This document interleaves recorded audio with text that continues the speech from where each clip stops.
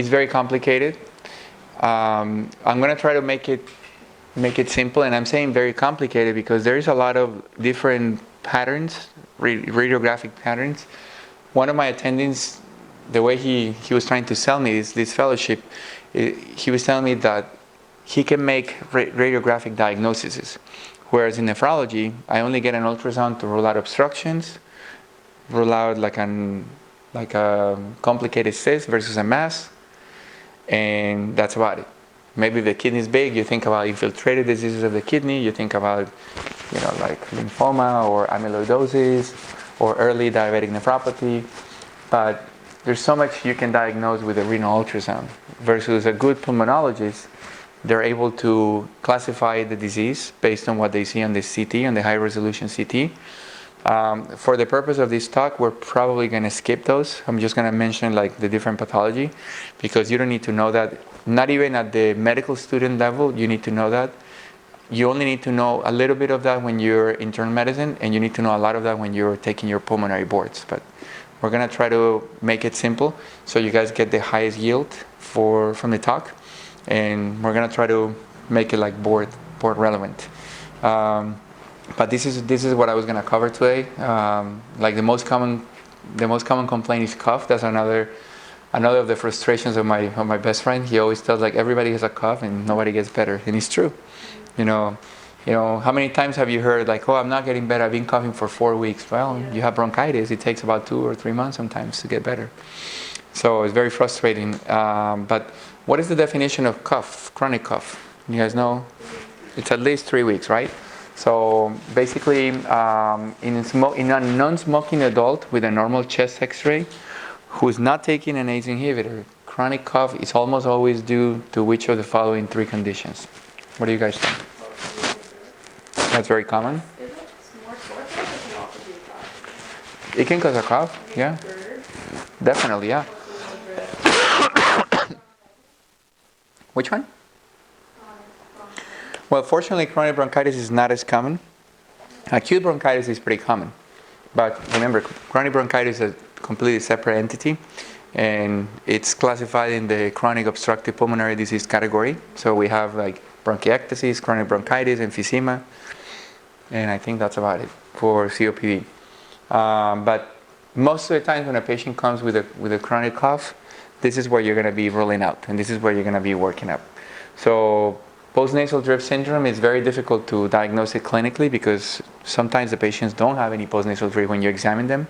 But you want to ask questions that are pertinent, especially when they lay down. That's when most of the time the cough comes because of gravity.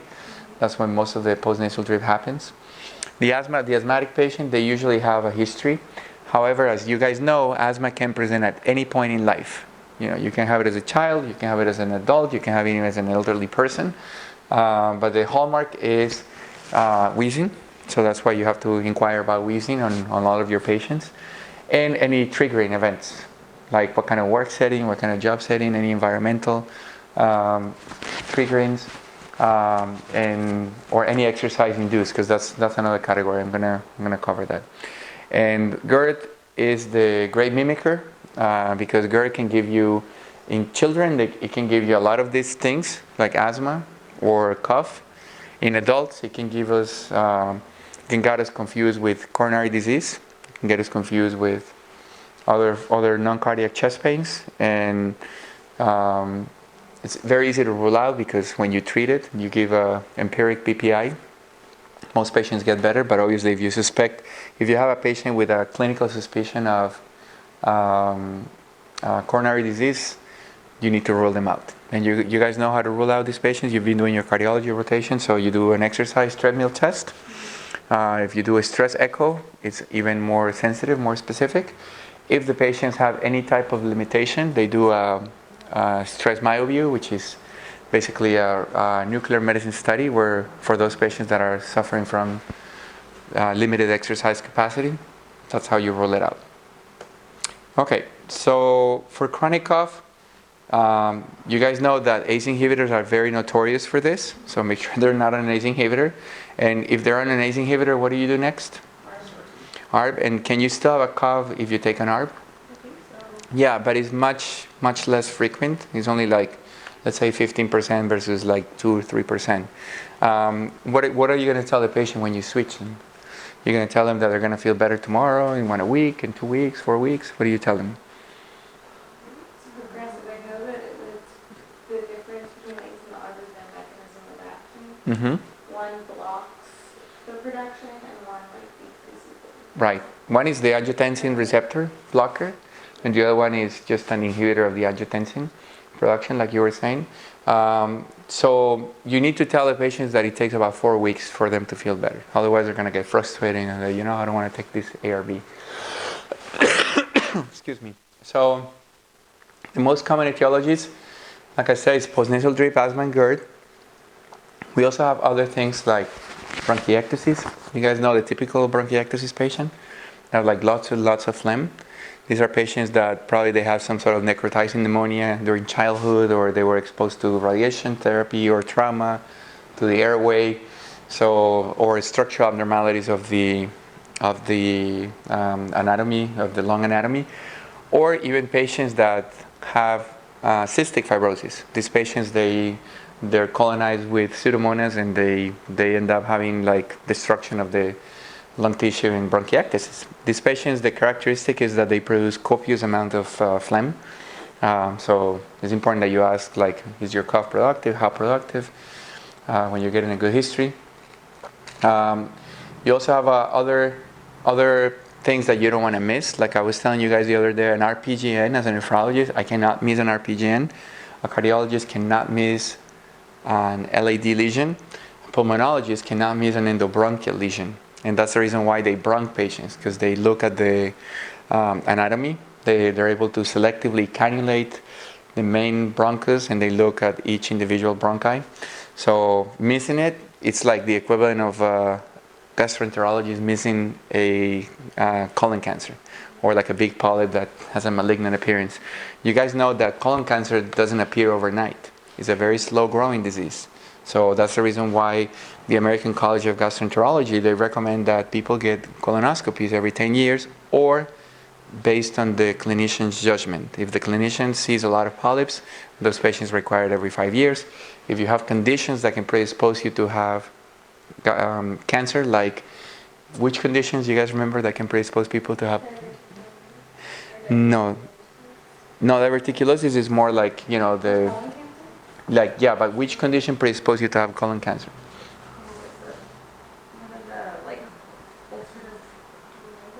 Yeah, if you have inflammatory bowel disease, either ulcerative colitis or Crohn's disease, so you're higher risk for developing colon cancer. But there are also some genetic syndromes that are associated, like there is like a multiple colonic polyposis syndrome, familial polyposis. So those patients can actually present with premature malignancy. So there's a condition called Lynch syndrome, I think, LYNCH. I think those patients, they have an increased risk for colon cancer and also GBM, glioblastoma multiformis, which is a pretty bad, it's one of the worst cancers that somebody can develop. Ted Kennedy dies from GBM. He died like 3-4 years ago. Anyway, so if they give you, there's something called Peutz-Jeghers syndrome. They have like these hyperpigmented macules in the tongue, and they can also have colon polyps. Those patients, they also have an increased risk of cancer. But going back to the pulmonology topic, if you have an endobronchial lesion, those lesions are like, the number one complaint is cough, and it's just a stimulation of the innervation, the mucosa of the bronchial tree. Invariably, these patients are going to have a cough. Okay, so the 4 most common etiologies of dyspnea after 1 month. Which one do you exclude there? Which one is not? Likely explaining. Deconditioning. Usually, yeah. Usually, like, if the patient is like, I'm short of breath, you need to figure it out, because short of breath can be either a sign of cardiomyopathy, or it can even be an angina equivalent.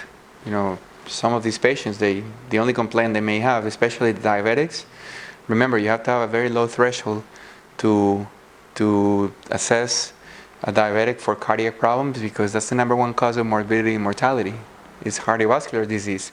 So if they're complaining of cardiac symptoms or shortness of breath, they need to have a full evaluation. Even if the echo is normal, they may have like a LAD lesion, and they can die if they go unrecognized.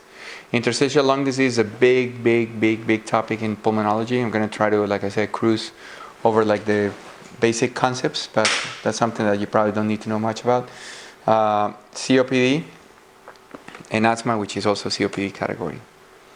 Okay, so this is like a series of symptoms. They concluded that most of the patients that complain of dyspnea, they were asthmatic.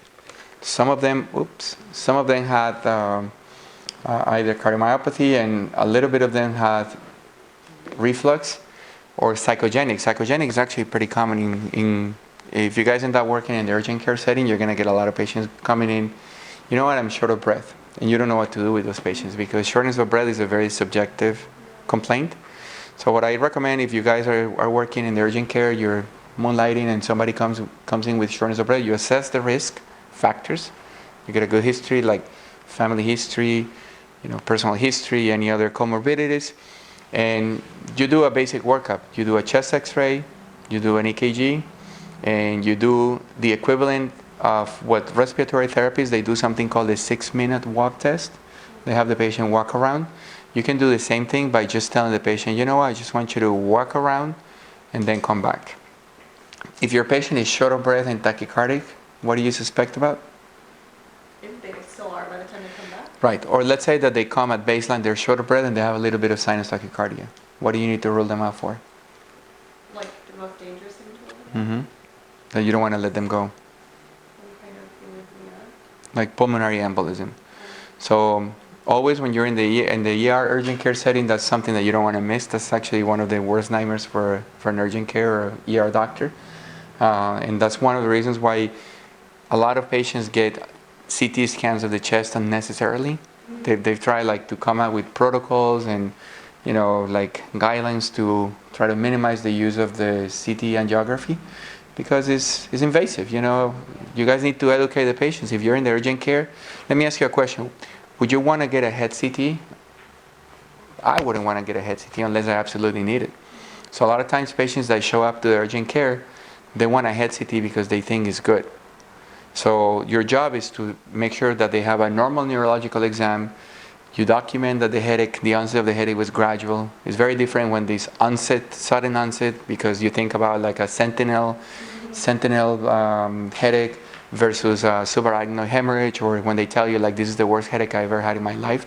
Those are the kind of like concerning words, or like sudden onset. I never had anything like this. So that's when you pretty much an experienced clinician pretty much knows that you can't get away without doing a head CT. Probably chances are the head CT is normal, but a lot of the times you're going to get patients going into the urgent care asking you for a head CT or for a chest CT. Your job is to educate the patient. It's the equivalent of 100 X-rays to your head or to your chest. I wouldn't want to have that. So you need to educate the patient. But if someone is coming in with shortness of breath and sinus tachycardia, and you better work that patient up. So you think about like risk factors for pulmonary embolism. You guys remember which risk factors for pulmonary embolism? Which ones? DVT? Yeah, the DVT. But what are the risk factors for a DVT? Endothelial damage, Venostasis and hypercoagulable disorder. So what kind of questions you ask your patient? Or like, have you done any travel? Any recent traveling? One of my attendings, rheumatology attendings, he took an Ambien, and he was flying to Italy. He took an Ambien and he woke up and he was limping. And like 2 days after, he couldn't take it. He went to the ER and he had a clot. Yeah, he came for him. Like one of the urology attendings at USC, he was in his mid-40s. He was the program director. He took a trip to Miami because he was attending to some sort of like medical conference. He collapsed in the airport and he passed. That was like 5 years ago. That was very traumatic. One of the USC, he was a brilliant attending. The guy had like all the future ahead of him. He was a brilliant surgeon, and he probably had some sort of hypercoagulable disorder he didn't know about. So you ask those questions, you document pulmonary embolism risk factors, is recent traveling, smoking, OCPs in females, if you're using oral contraceptives. How about hormone therapy too, like testosterone? Is that not something? Testosterone, I'm not sure if it increases it. I think it's estrogen. I thought testosterone. What about a menopausal woman that's on Yeah. estrogen therapy? Yeah, you're at risk if you have hormonal replacement. But you guys know that you're gonna if you're a good PA, you're gonna discourage your patients from using hormonal replacement. You guys know why? Have you guys gone over those trials or those studies? What did they show? When I was in medical school, I remember like it was yesterday. When I was in medical school, we had like a big event. It was Pfizer. They were talking about Premarin, like the. About stroke And what else? and breast. And what else? Heart attacks, strokes, and breast cancer. The only thing that it was actually protected was for mineral bone, like decreased risk of osteoporosis. But yeah, Sorry. no problem. That unopposed estrogen or even opposed estrogen therapies? Even opposed estrogen therapies, whatever. If it's something has a little bit of estrogen, you're exposing your patients to that kind of a risk. So if your mom is taking it, just that doctor is probably not taking good care of mama, because they work very well for postmenopausal symptoms. But the question is, you have to have a discussion with your patient. Like, you know what? We have a start date and we have a stop date. Why? Because the evidence is overwhelming. It was so clear that the studies were terminated in the late 1990s. When I was in med school, I remember I had a big conference and they were like, this is probably the best thing. This is gonna cure dementia. This is gonna cure, osteoporosis. This is gonna, improve your sexual life, your libido, all the stuff that they were trying to sell, their hormonal replacement, and it was a complete fiasco. So if you guys see a patient on hormone replacement, just tell them, hey, I just wanted you to talk to your doctor, because that stuff is just not good.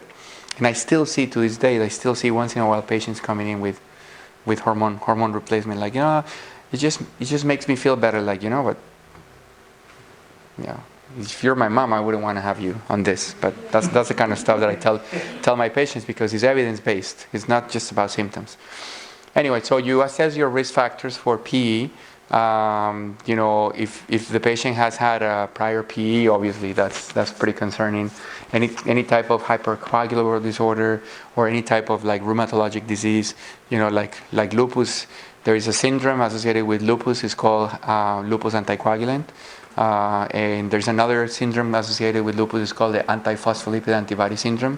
So those patients, they may present you on your boards. They may present you with patients with, how do you call that? Recurrent miscarriages. Recurrent miscarriages, and they cannot get pregnant, and they may have a PE. So it's hard to get all that kind of history when you're in the urgent care. But at least you need to document no PE, no known thromboembolic risk factors for thromboembolic pulmonary disease. But if you have a patient with sinus tachycardia, shortness of breath, sinus tachycardia is perhaps the single most common EKG finding. But you can also see in the more like pathognomonic EKG, I think they have something called the S1 Q3 T3 pattern, like an S in 1. Q in 3 and a T wave inversion in 3. That's pulmonary embolism until proven otherwise. But S1, Q3, T3. You do a D-dimer? That's the thing. If you only do a D-dimer if your physical examining, your pretest probability is pretty high. And if you do a D-dimer, you're pretty much convinced that you're going to go on the route of doing a CT. Because if your D-dimer is abnormal, you're stuck. Yeah. I was in my last rotation. I was in urgent care. We actually saw a woman in there who ended up having DVT, swollen calf, TPA everywhere, etc. And they just confirmed it with an ultrasound. Right. And sent her to the ER, of course. Right. But would they then do a CT after that? Or They would do. There's no need unless the patients are having symptoms. Oh, just to rule out a PE. For a lot of PE. Yeah. So we start treating them right away. For a new onset acute deep venous thrombosis, you start treating them with Lovenox, and you bridge. That's a clear indication to bridge Lovenox with Coumadin. If they're having symptoms, that's clear that they need to have a CT angio. If they're having renal impairment, you stay away from that and you do a VQ scan, which is a nuclear medicine study, ventilation perfusion scan. The limitations are that that's not available after hours. You need to have like the nuclear medicine radiologist in-house to be able to accomplish it. Sometimes they don't have the radioactive, nuclei to be able to accomplish the test. So it's not, it's a lot easier to get a CT angio because there's always a CT angio machine there and there's always a radiologist. But a nuclear medicine radiologist, they're not always on call. They're only on pager, and they're not going to come just to do that most of the times. But in the other hand, like the other observation that I wanted to tell you guys about the how do you call that, the D-dimer, is that there are a lot of false positives for D-dimer. So you have to think about it. Like if you have a patient, a dialysis patient, you don't send a D-dimer because it's going to be high. And what are you going to do with that information? Same thing with malignancy patient. If you have cancer, your D-dimer is going to be elevated. So that's why you don't send a D-dimer if your patient's exam is normal and your pre-test probability. They have like different risk scales depending on the organization that you work. You can inquire like, hey, what scale do you guys use here? There's many different ones. But like things that will point more towards like a real DVT is if the patient has pain and if they have unilateral swelling. Those are things that we look for when you're doing the physical examination. There's something called the HOMAS sign. Have you guys heard about the HOMAS sign? H-O-M... No, not Hoffman. Is it H-O-O-M-A-N? H-O-M-M-A-S. HOMAS. HOMAS sign. Yeah. So it's like pain when you move the toes, thing like refer to the calf. That's actually suggestive of a DVT. But the chances, it's very unlikely that if a patient comes in and the exam is completely normal, it's very unlikely you're going to have a PE. Because a DVT hurts for the most part. And if you have a patient with no pain and no edema, you're going to be wasting your time and the patient's time. So, but anyway, it's one of those things that in the urgent care, you're always going to be confronted with this dilemma. And it's one of those things that you do not want to miss because, you can potentially, you have an intervention that can potentially save the patient's life, which is anticoagulation. Okay? So, so if you're psychogenic, my advice is just do all the workup. You don't, it's a diagnosis of exclusion. In other words, you don't say, it's in your head. No, you have to do an EKG, you have to do a chest X-ray, you walk the patients, you measure the oxygen saturation after they walk. If you want to make sure that there's nothing else going on, you send a CBC. Simple test. Like I had one time, I was working in the urgent care and the patient came in with this kind of complaint. I couldn't find anything abnormal. And your saturation is going to be normal even if you're severely anemic. So, and I ended up sending the patient for a CBC and to my surprise, his hemoglobin was 6. And who knows how long, it was microcytic, so who knows, maybe he had colon cancer, he didn't even know. So, but that's one of the nice things about the urgent care, you don't have to do continuity, but if you like continuity, urgent care is not a good job. But it's just to show you guys that like part of the evaluation requires a CBC because you need to make sure there's no anemia playing a role here. And we have extrapulmonary disease that can also be contributing. For instance, patients with neuromuscular disease, like if you have a patient with some sort of like diaphragmatic paralysis, or if you have a patient with some sort of like neuromuscular disorder, like some sort of neurological disorder, or if you have a patient with myasthenia gravis, or even a patient with Guillain-Barré syndrome. You know why we're hearing a lot about Guillain-Barré lately? Because of that virus, and it's already in the United States. So the FDA, the CDC is recommending against traveling for females in reproductive age. And the correct answer for your boards is if a male traveled to an endemic area, is considered a sexually transmitted infection. This is something novel, in the way that we describe Zika. It's considered a sexually transmitted infection, and the recommendation is that they need to wear condoms for 6 weeks.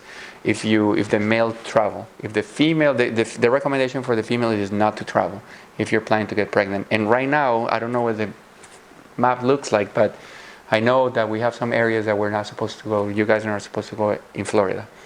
It's not just in the Caribbean or South America. It's here in the States, so it's probably going to continue to spread. Okay. So the assessment when the patient comes in with shortness of breath, you order PFTs. Simple test. Have you guys ever done it yourself, or have you seen how they do it? Oh, when I was a kid, like when you blow into Yeah, when you blow into it, it's very simple. You know, they do albuterol pre and post with a bronchodilator. They measure your lung volumes. They do a flow volume loop. I'll show you different pictures of how the flow volume loop looks depending on the different disorder.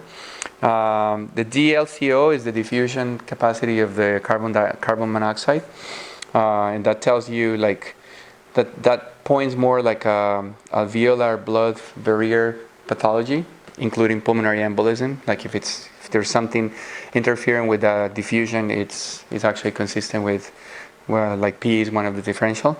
You can do an ABG.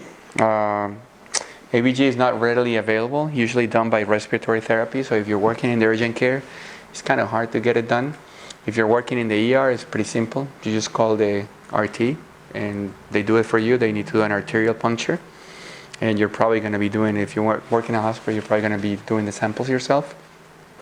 And we also have like muscle pressure measurements. Like for instance, if you're in the ICU, if you're in the ICU and the patient is being admitted with Guillain-Barré, that's how they measure, like whether or not they have good inspiration, good expiration, and they can predict if somebody's going into respiratory failure. The other things that they do is like for patients that are like reactive airway disease, they do a methacholine challenge. But we also have a variety of assessment. Like I was just telling you, one of my attendants used to tell me, like nephrology, you guys only have labs and you have a renal ultrasound that you can just figure it out very little. Whereas we have chest x-rays, we have CT scan of the chest, we have like CT angiography, we have fluoroscopy of the diaphragm, 6-minute walk test, cardiac echo, right heart cath. And it's funny because I used to tell him, like, well, my life is going to be easier. Your life is going to be a lot more complicated. It's funny because the guy, he was always making fun. He was a pulmonary fellow. And he once was telling us, like, a bunch of us were sitting at a table, and he kept saying, like, nephrology is boring. Like I say, why? Because you guys don't do anything for the patient. Like, what do you mean we don't do anything? Like, yeah, you're dialysis or no dialysis. And that's all you do. And I was like thinking, like, okay, this guy's so wrong, but anyway, you can let him talk. So, and then ask him, like, okay, so, but I'm going to tell you why nephrology is better than pulmonary. He's like, why? Because when you guys are in the ICU at 3 a.m, your patient is bleeding from every possible place. The family is breathing in your shoulder. The guy is coding, and you call me at 3 a.m. Hey, this guy needs dialysis. I get to decide if I give you dialysis or not from home while you're there with the family. And everybody was laughing. It was really funny. But anyway, so yeah. But the bottom line, what I'm trying to illustrate here is that you guys in pulmonary have many different tests that can give you a lot of information. So pulmonary it's a fascinating field. They have a lot of different diagnostic aids, but for the most part, in the urgent care, you're not going to have like a cardiac echo. You're not going to have a right heart cath. You're not going to have like a lot of these imaging studies in this. You can have a CT angio, but what kind of test do you need if you're going to order a CT angio? You need to check the renal function, because no radiologist is going to dispense the iodine contrast unless they know how much the creatinine is. So. But fluoroscopy of the diaphragm, they don't have that available. So chemistries are usually very much available, most of them. For the urgent care, you don't get back the aldolase. You can get back a CPK. You can get back serologies. They're not going to be back right away. TFTs, they're not going to be back right away. So you can only get like probably CBC, a BMP, magnesium, CPK. Those are the things that you can get back right away. EMG is an MRI of the brain if you think this is related to a neuromuscular disorder. And an exercise ergotomy. I'll show you later what exercise ergotomy is. So PFTs. So do you guys get tortured enough with this? Or not yet? Okay, so basically, simple concept. You make a deep inspiration, you make a forceful exhalation, and then they measure the amount of forced expiratory volume in 1 second. And a lot of the disorders, they're classified based on this, the appreciation of the FEV1 versus FVC. I actually have some slides. Did Ramiro send you the slides, by the way? Yeah. Did he give you these ones? Okay. So, but the best thing you can do is like, you need to ask yourself, is this a good test? How do you know if it's a good test? If the patient does it twice or 3 times, is it reproducible? So the results are similar. If they're not, it's not a good test. So you need to figure it out, like what's going on. So a good exhalation time is at least 6 seconds. If your patient is unable to exhale for 6 seconds, there's something going on. And you pay attention to a technician comments, because sometimes the patients don't have enough effort or they don't have enough compliance. Especially in children, it's pretty challenging to get 100% cooperation with this test. But you need to ask yourself as a clinician, if there is obstruction, then you realize like the FEV1 over FVC is less than 70%. You can pretty much confidently determine that there is some obstruction or obstructive disease. And obstructive disease, I mean asthma, COPD, chronic bronchitis, bronchiectasis. Those are like the 4 categories of obstructive disease. And you can classify, depending on the severity of this abnormality, you can classify it in mild, moderate, or severe. Severe is usually when it's less than 50% of predicted. So for your boards, I don't think they're going to ask you, but just try to memorize that little concept of FEV1 over FVC, less than 70% is obstruction. So for restriction, you look at the forced vital capacity. If it's less than 80 of predicted, it can actually indicate possible restricted disease. And the other thing that you look is whether or not there is reactivity when you give them bronchodilators. So if there is an increase on the FEV1 greater than 12% or more than 200 mLs, then you realize like, yeah, there's some reactivity here. So that points more towards asthma, right? So this is the forced vital capacity. It's actually the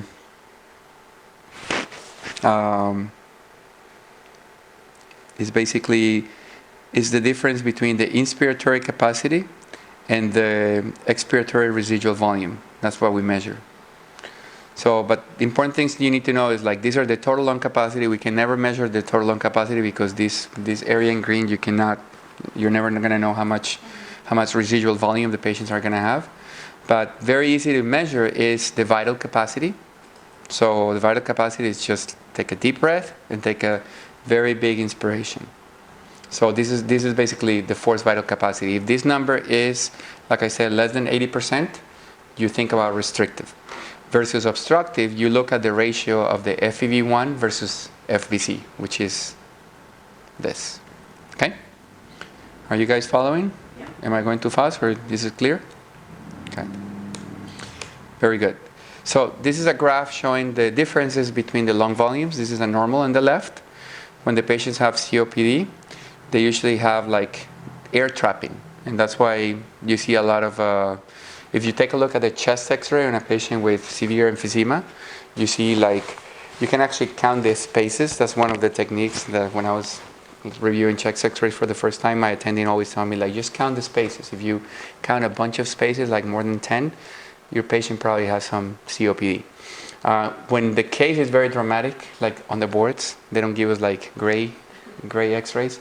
You can actually see the blebs. You can see like those big air-filled cavities. Sometimes you need to take them out.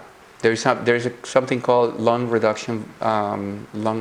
volume reduction surgery for patients with severe COPD. They just need to get rid of those blebs so you can allow the normal expanding of the lung.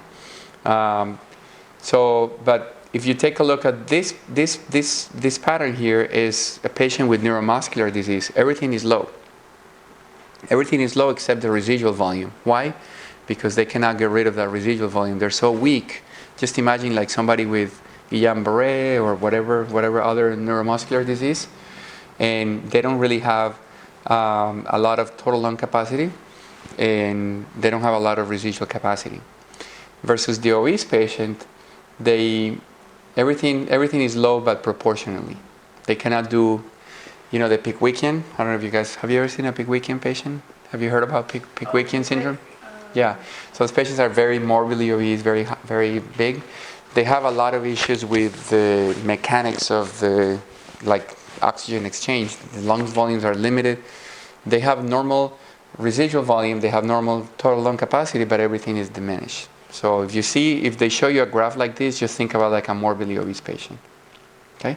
But if you see a graph with a lot of increased residual volume compared to the normal pattern, you think about neuromuscular disease. This is the key. This one and this one. Okay? Okay. Can you help me read this question, someone? Which of the following can cause a reduced vital capacity? Asthma, hyposcoliosis, pulmonary fibrosis, obesity, or myasthenia gravis?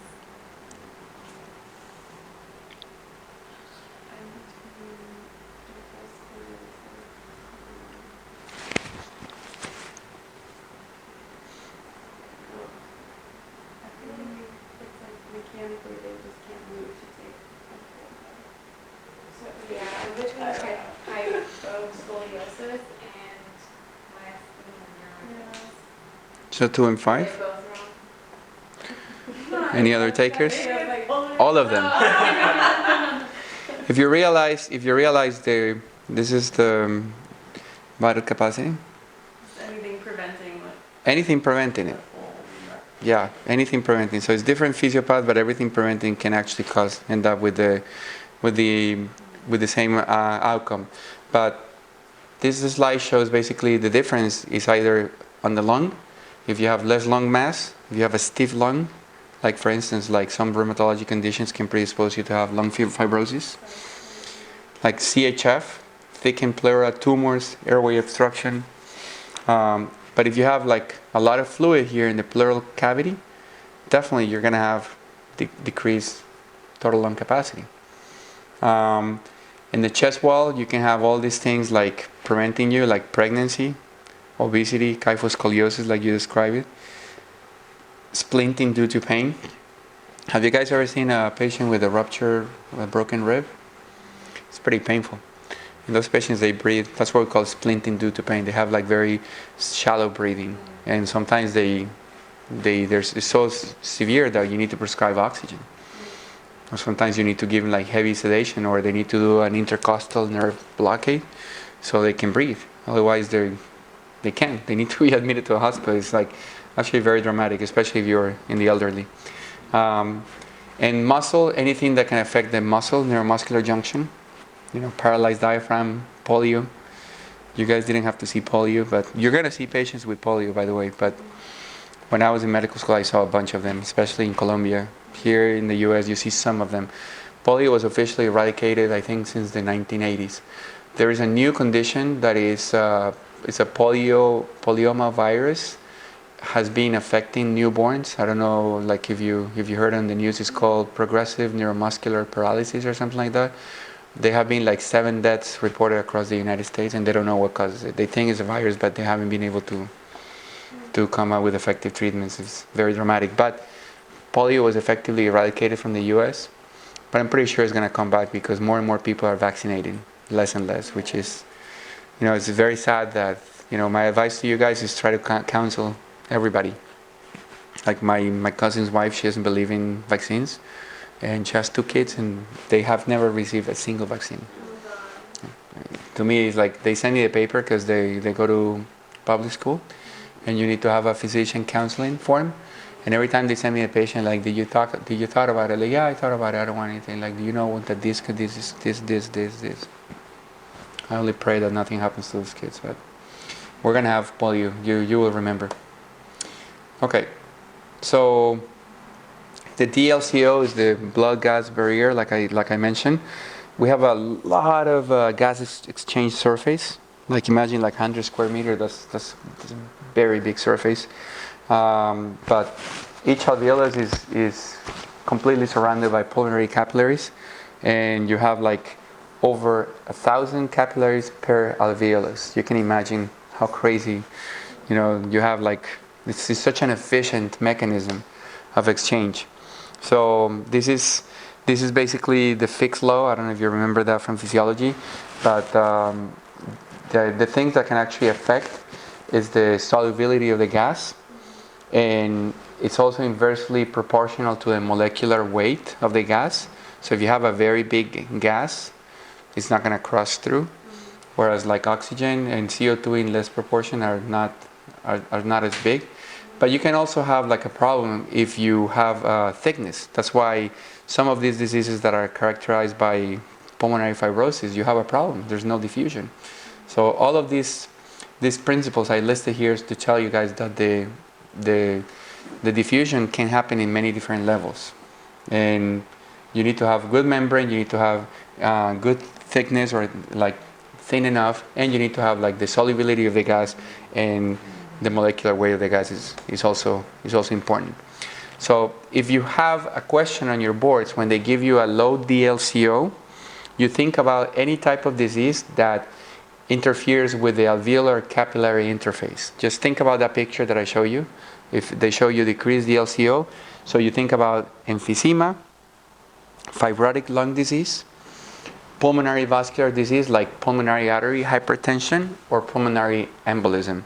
So if they show you a case, like, I don't think they're going to torture you with pulmonary hypertension because that's very sophisticated, but like if they show you a case of a patient, whatever, coming in with chest pain, and they show you a decreased DLCO, and they always give you a normal range. You don't have to worry about like memorizing what the normal range is. Just think about pulmonary embolism. So think about emphysema, pulmonary fibrosis, and anything that affects the pulmonary vasculature, like a vasculitis or like a pulmonary emboli. But you can also have diseases that increase the thickness of the interface, like fibrotic lung diseases, like I mentioned, or something as simple as common as having pulmonary edema. That's probably the most common cause of a decreased DLCO, if you have somebody with decompensated heart failure. And the other possibility is the anemia, decreased oxygen carrying capacity. It's going to give you a decreased DLCO. Okay, so these are the flow volume loops. I don't know if do you see these a lot in your preparation or in your? A little bit, yeah. A little bit. Okay, so it's useful when you look for a central airway obstruction. This is the normal image on the right, so you can tell that there is an inspiration phase and there's an expiration phase.